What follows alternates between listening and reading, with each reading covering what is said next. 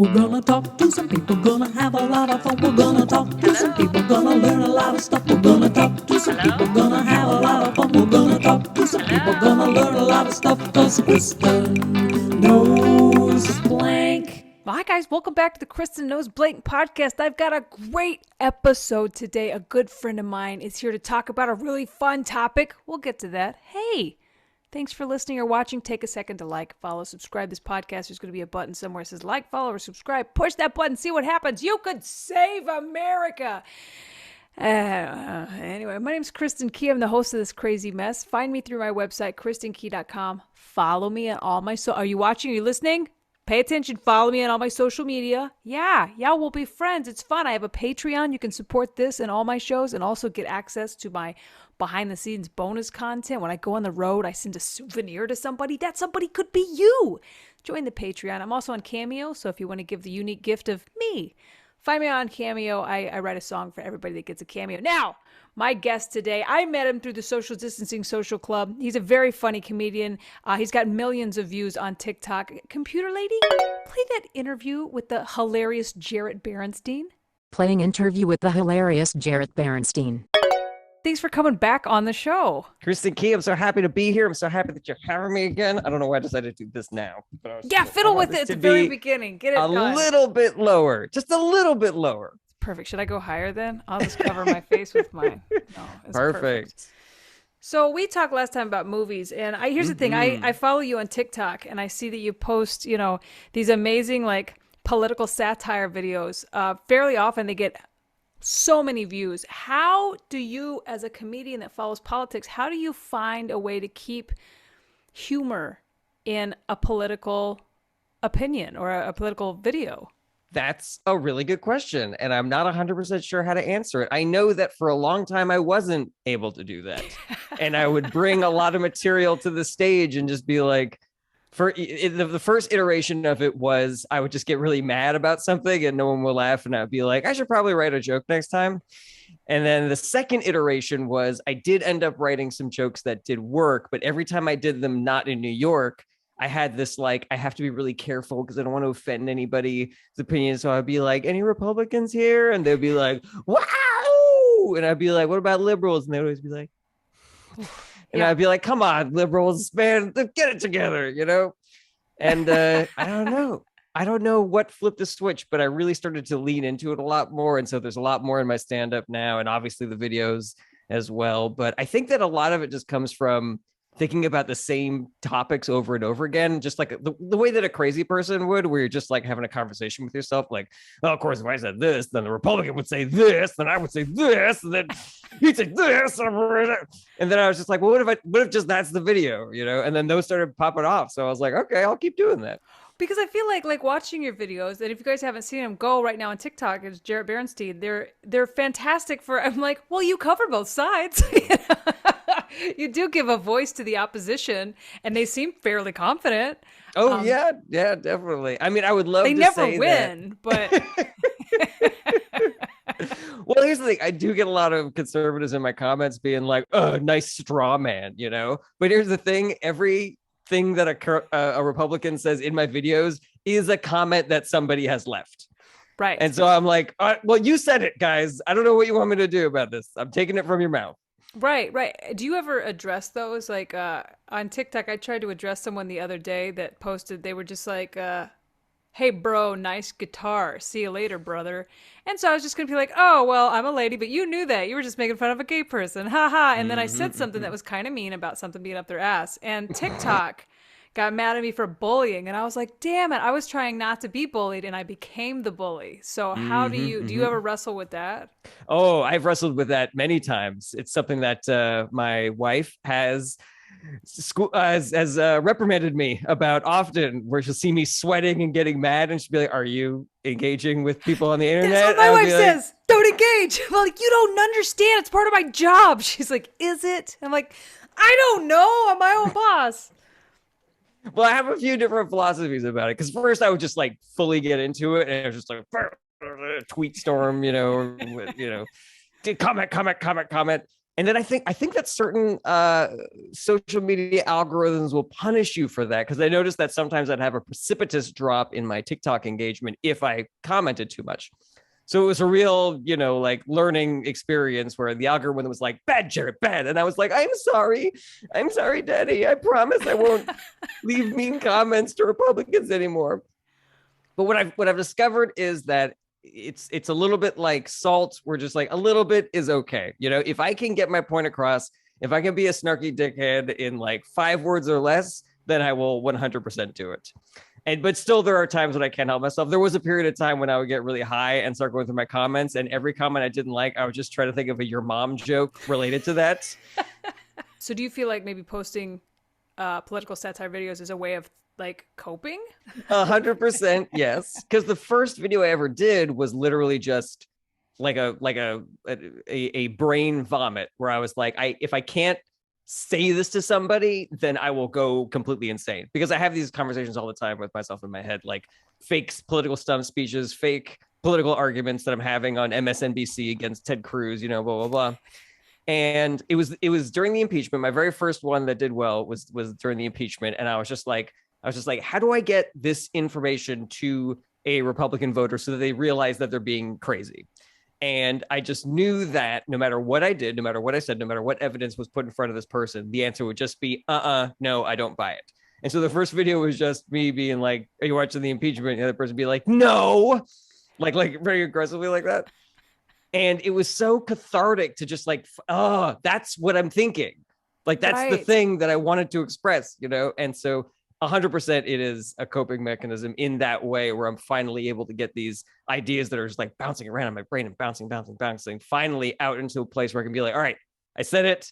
Now it's out of my brain. Now I can think about other things. It's amazing too. And I think you do such a good job at it, because it is like we all have those conversations in our head that we're having with like a family member that disagrees with us, or like someone from the other side. But you do it where it's like you take it and put it in a healthy way. You play both sides, you make it satire. It's not terribly mean-spirited. It's more educational. I appreciate that. Thank you. No, I enjoy them very much. And so my next question is regarding politics. Like, how educated are you? And it doesn't even matter how educated you are. What's broken, and how can we fix it? Oh, I love this question. Yeah, I love this question. Step in, and if you could turn it off and back on again, how would you turn the government back on? Oh, yeah, I love this. So let me go back a little bit. I didn't know anything about politics. I was not politically involved. I was the idiot in my friend group where all my friends in high school were like history majors, and I was just the guy who was like, let's do jokes about The Simpsons. Yeah. And so eventually I started learning about these things, like climate change is like a big one, and I forget like what the health insurance industry was another one, where I just started being like, I don't understand why this is still a problem. Like, I was a child when I learned about this, and now I'm an adult, and adults have still not fixed it. Like, I don't understand. And then I started watching The Daily Show, and I saw a person on television who was saying the things that I was thinking. And I was like, oh, thank God I'm not crazy. Like, there's an adult here who's saying the exact same thing. And then that sort of like started my radicalization process, where I was like, okay, now I'm seeing a problem. How do we fix that? Now I'm seeing a problem. How do we fix that? And so I think a big thing, and this has been a big hobby horse of mine for a long time, is getting the voter participation rate up. And I know that people like, scoff at voting, where they're just like, oh, we vote and nothing ever changes, blah, blah, blah. Well, the voting rate in this country in the general election and the presidential elections are about 55%. And so, yes, some people are voting, but not everybody. And maybe if we got those numbers up, maybe we'd have a little bit more of a representative democracy. That's a big one for me. But here's the thing, is that the country as a whole in polling, and you can see it when people vote on referendum issues, are a lot more progressive than we are being represented right now. And I think part of the reason why that is because of the structure of the United States. We have the 2 houses of government that are heavily biased towards Republicans. The Senate map gives Republicans a massive advantage. And because of gerrymandering, the House map usually has a massive advantage toward Republicans.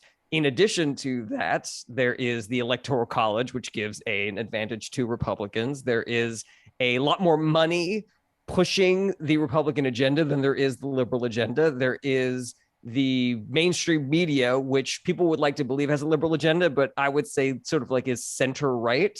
If you don't believe me, ask Hillary Clinton, ask Al Gore. The treatment they got during their elections was they got butchered while the Republican opponent just skated by because everyone was like, yeah, we know they're an idiot. We know they're corrupt, but look at this, emails.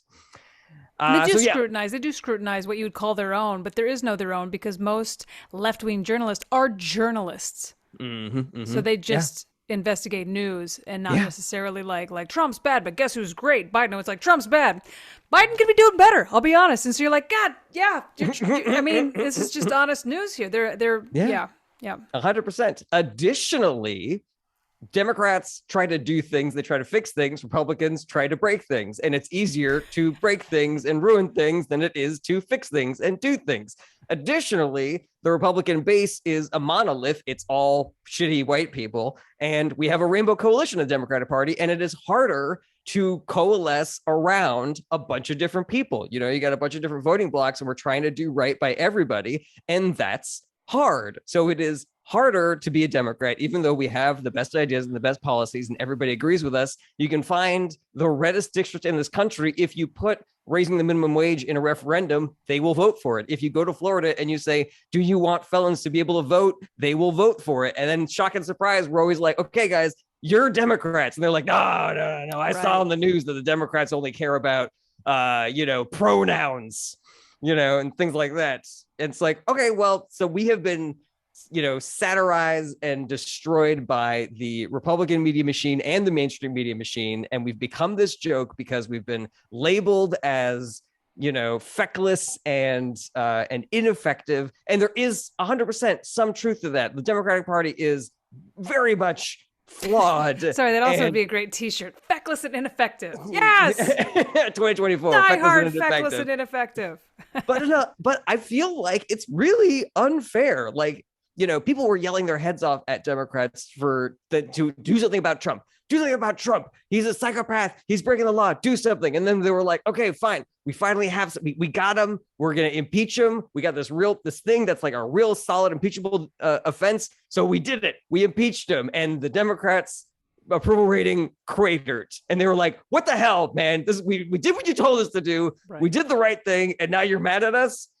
They're playing against the stacked deck. The rules are so much harder for Democrats, and people are complaining about them nonstop. And I feel like it's a little unfair. And so that's my hobby horse. That's my prescription for America. And get rid of the electoral college. Vote. Get rid of the electoral college.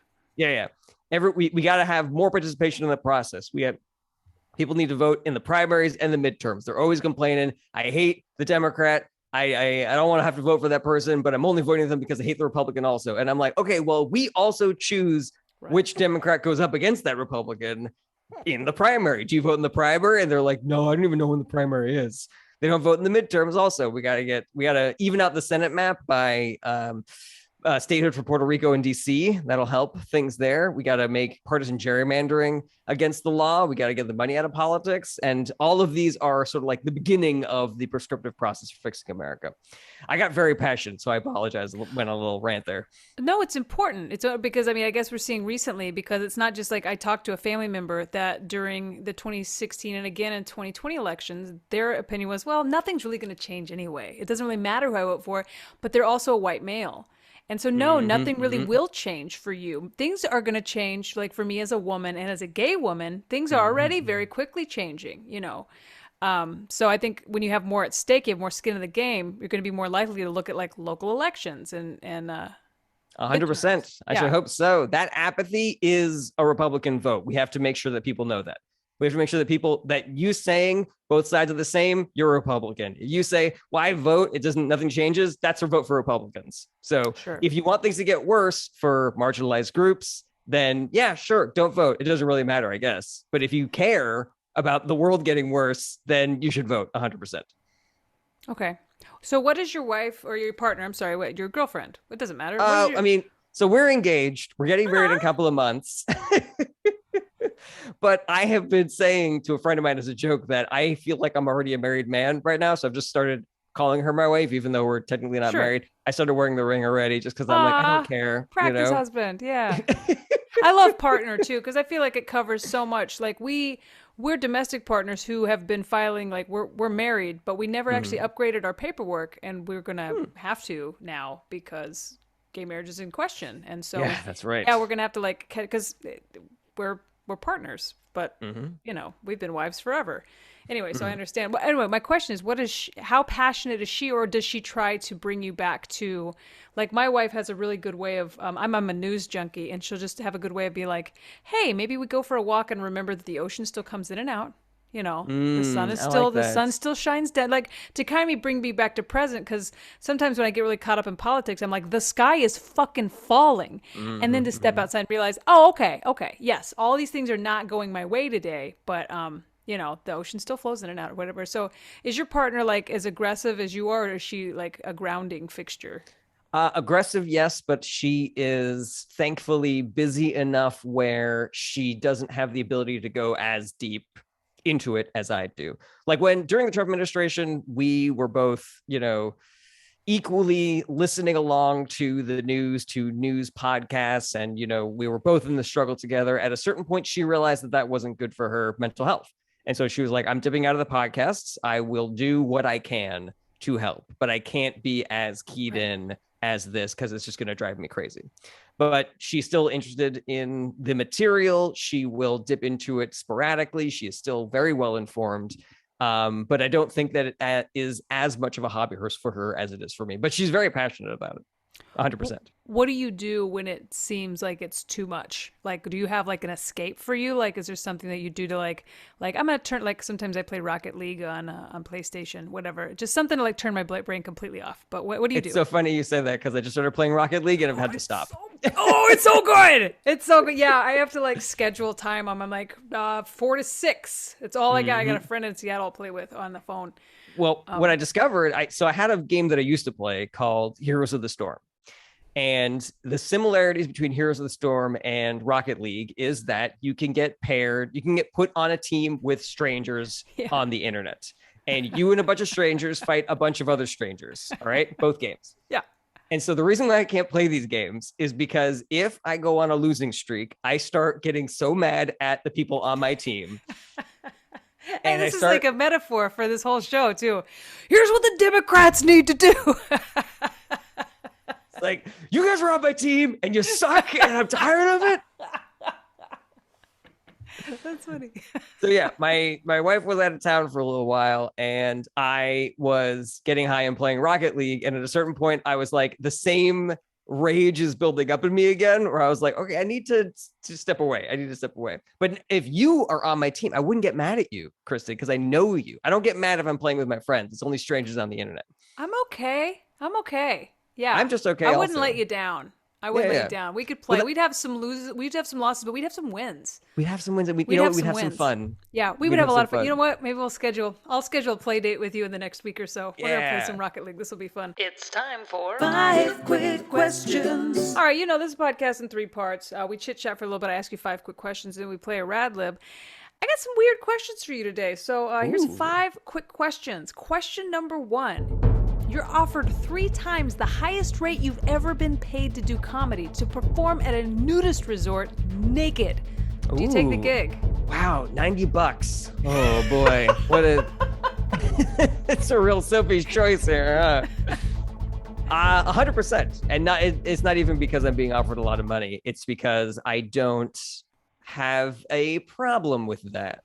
You know, I think that there was a nude comedy show here in New York for a little while that I never did. But I think that it's different to do a naked show in front of people who aren't naked than it is to do a show for a nudist colony. Because if everybody's naked, then it's like NBT, you know? That's how I feel. Yeah, you're the first person on the show, and I think 5, 6 guests that have been asked the same question. First person to say yes. I'd be a little worried that they wouldn't be able to laugh so much while they're drooling. Yeah. Is that laughter? All I hear is Mummy Lake. Is that in Mummy Lake? You don't even have to get paid anymore. You're just like, all right, I like that answer a lot. I like wing it around. They yell at me. So wing it around. Do a helicopter. I'm trying to do my material here. Keep getting heckled. More, take more off. What is he holding a broom upside down? Question 2. Nailed question 1. Thank you. You have to do comedy and cosplay. Regular rate. What Ooh, cosplay okay. do you choose? You just doing a whole show. If you have a mask or helmet, that's cool. They can hear you just fine. But you got to perform in cosplay. That's interesting. Who or what are you? Go through all of my favorite characters from video games and television and anime. I'll tell you what, I think I will go Kratos from the God of War series. Nerd. I'm sorry, what is this? Sorry, I don't mean to bully my own guest. A freak. No, what is this? I don't know. Oh, you're not familiar with Kratos from the God of No. War series? Oh, it's one of my favorite video game series of all time. Excellent character. Kratos is the ghost of Sparta. He was tricked into murdering his family by the god Ares. And the first game, Ares is attacking a town, and he is conscripted by the other gods to kill Ares. And he's like about this because Ares tricked him into killing his family. But then spoiler I'm alert. sorry. I mean, what does he look like? Because you had to perform like this. Yeah. I was like, God, yeah, I don't care. How long is this podcast? Because I really don't care. How?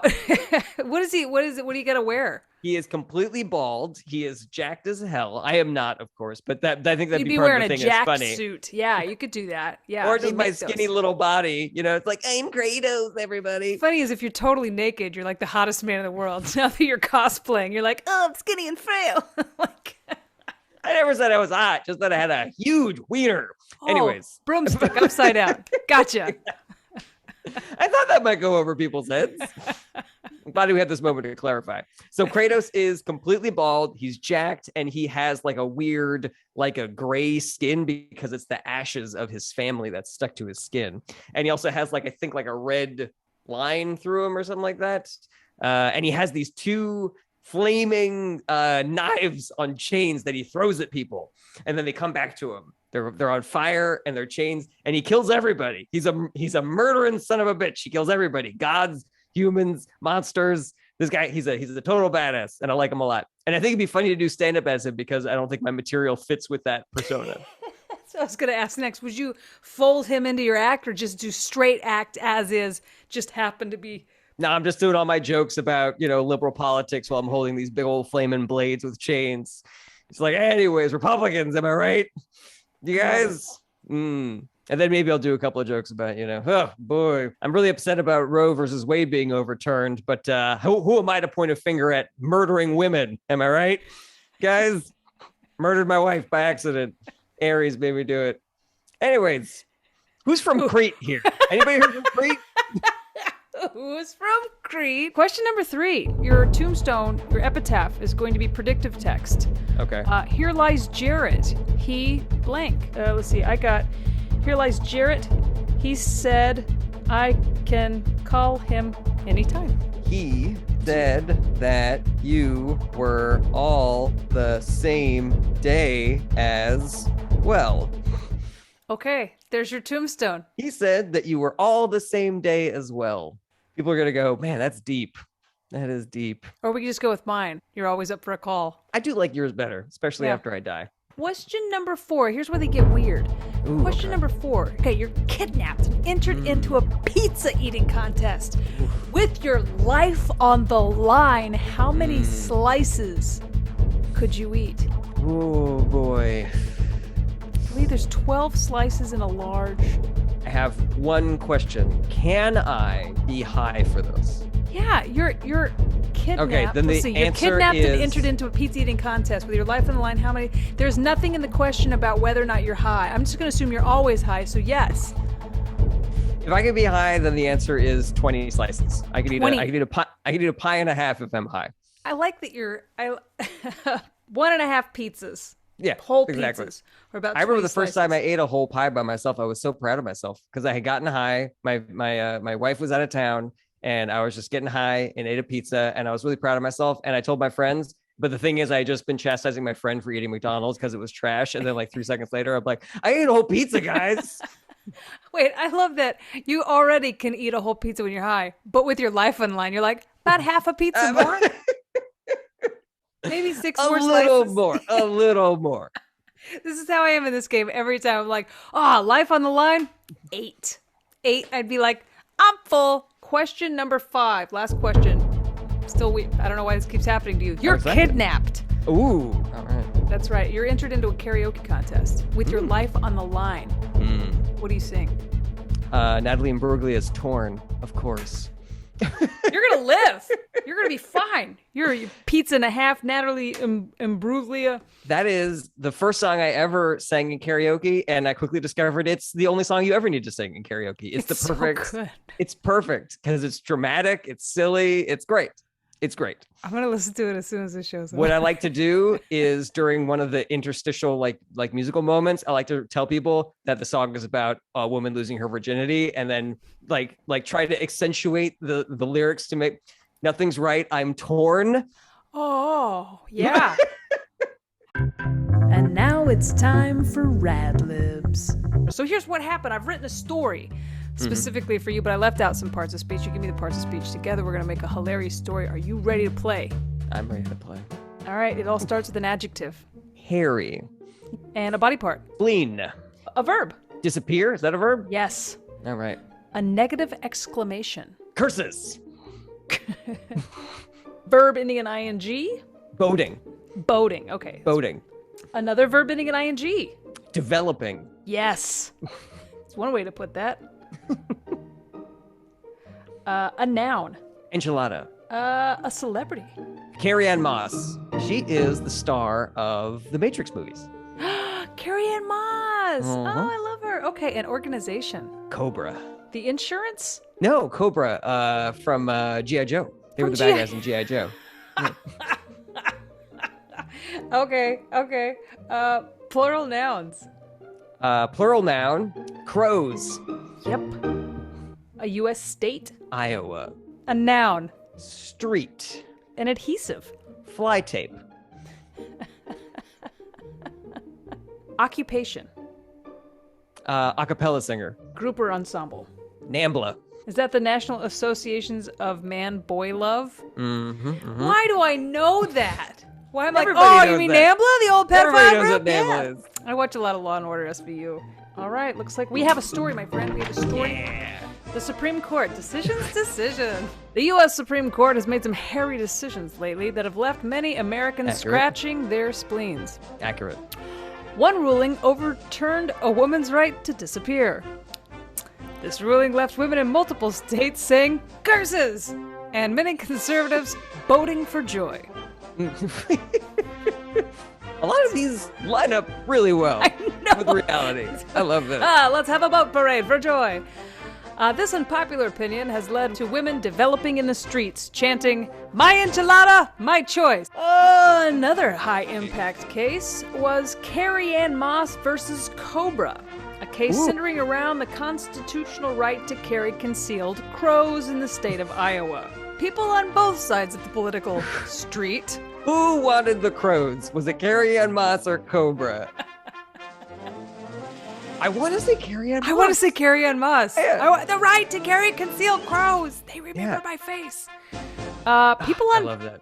both sides of the political street have been fly taped to their TVs as more protests have broken out now between crow advocates and their opposition. NAMBLA. Of course. As they say, the blinds of justice move quickly. Well done. I feel like we learned a lot about the justice system today. I think we did. Tell everybody watching and listening where they can find you and what you have coming up. Check out my podcast, Is This Anything? Where me and two other comics, Brett Druck and Rob Bryan, work on new jokes. We catch up. We have a dope ass time. We're very funny. Also go to jarretberenstein.com. You can find all my stuff there. Links to my socials. You got my store. You got my albums on there. You got my my calendar for live shows. Links to my videos. It's all the good stuff. jarretberenstein.com.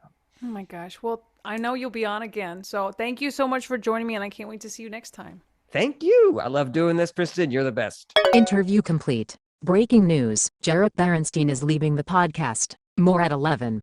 That's a good goodbye, computer lady. Hey, Jarret Berenstein, how great was he? Find him, follow him, become a big fan. Jarret, thanks for coming on. Guys, thank you for listening. As I mentioned before, just like, subscribe, leave a comment or something. Find me online. I'm KristinKey.com. Follow me on all my social media. Join the Patreon. Always fun stuff.